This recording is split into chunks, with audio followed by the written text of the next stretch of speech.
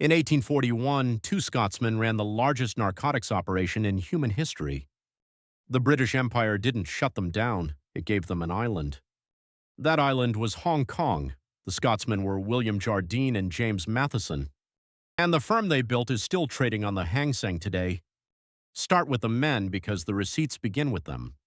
William Jardine took his medical degree at Edinburgh in 1802 and shipped out as a surgeon's mate for the East India Company.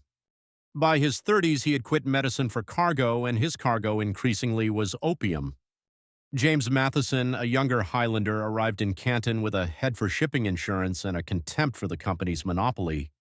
The two met in the 1820s in the foreign factories of Canton, a strip of warehouses on the Pearl River where Westerners were legally confined and legally forbidden from selling the one product they had in unlimited supply. In July 1832, they formalized the partnership, Jardine Matheson Company. Within a decade, they would move more opium than any organization on Earth. To understand why, you have to understand Britain's tea problem. By the 1820s, Britain was drinking 30 million pounds of Chinese tea a year, and the Qing court would accept only one form of payment for it, silver. The drain was bleeding the British treasury. The fix, engineered by the East India Company decades earlier, was elegant and monstrous. India, now under company rule, would grow opium in Bengal under a state monopoly. The company itself wouldn't touch the smuggling. That would jeopardize its legal trade in Canton. Instead, it auctioned the chests at Calcutta to private country traders who shipped them east, sold them for silver on the Chinese coast, and used that silver to buy the tea. The triangle closed. The British public got their cup of Assam. The Chinese got an addiction crisis. And the men who ran the middle leg got rich beyond Scottish imagination. Jardine and Matheson ran that middle leg better than anyone. They commissioned a new class of vessel, the opium clipper, sleek, armed, and built for speed against the monsoon. The Red Rover, the Sylph, the Falcon. They stationed receiving hulks permanently anchored at Lintin Island, outside the legal limit of Canton, where chests could be transferred to Chinese smuggling craft called fast crabs and scrambling dragons. They built a network of coastal depots from Macau up to Wusong. They priced in Spanish silver dollars and remitted profits through bills of exchange drawn on London. By 1838, the firm was clearing between $5 and $7 million a year in opium turnover.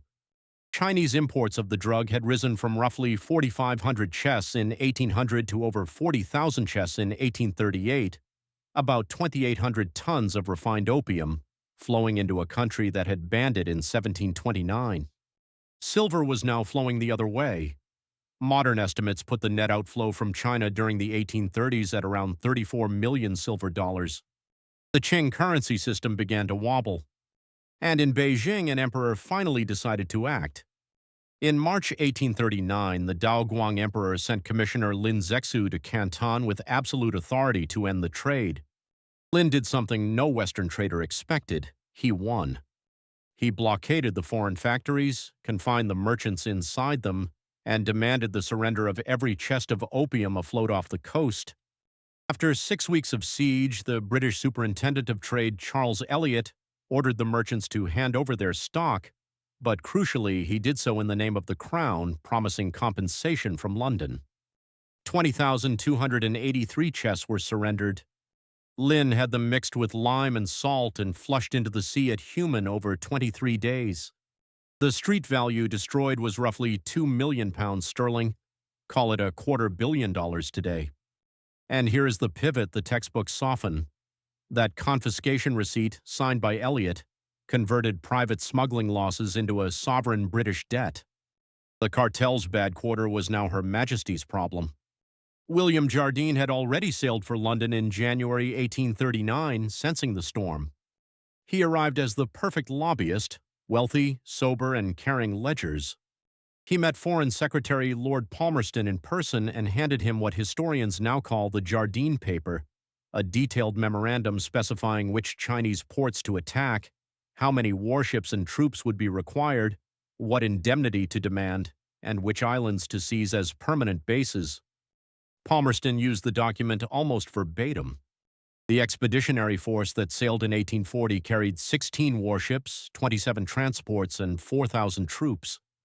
The list of target ports, Canton, Amoy, Ningbo, Shanghai, matched Jardine's recommendations line for line. This is not innuendo. The correspondence is in the National Archives at Kew. A private narcotics syndicate wrote the war plan and the British government executed it. The First Opium War lasted from 1839 to 1842, and the Qing, fighting medieval junks against steam-powered gunboats like the Nemesis, lost it decisively.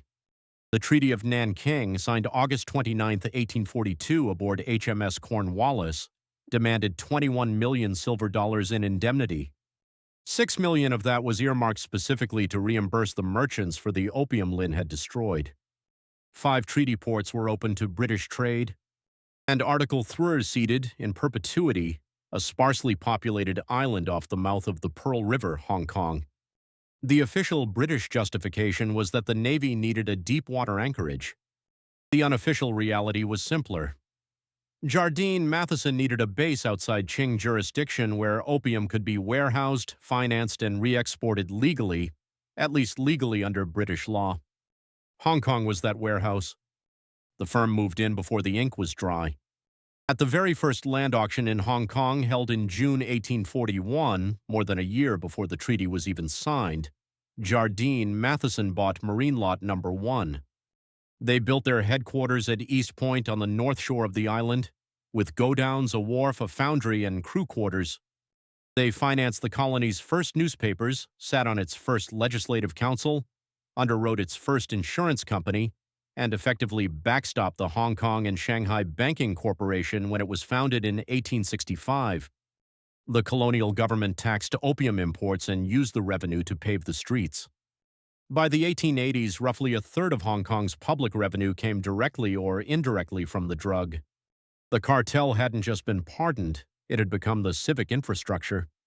William Jardine died in 1843, a member of Parliament, never having seen the island he engineered.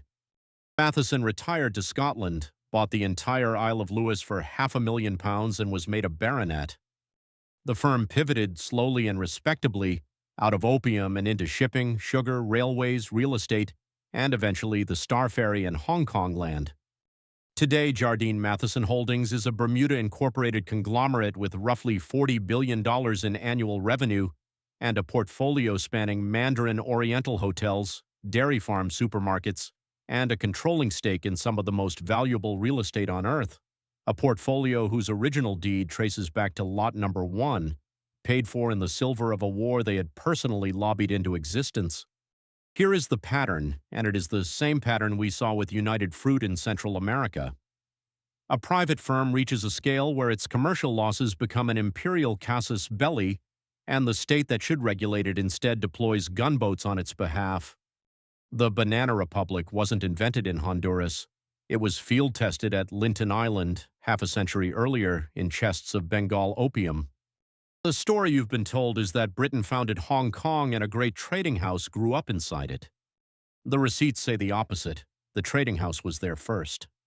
It wrote the war that produced the island. The empire arrived afterward to sign the paperwork. Hong Kong wasn't a colony with a company in it. It was a company with a colony around it. If this is the kind of history you want more of, sourced, specific, and free of the polite fictions, subscribe. The ledger has a lot of pages left.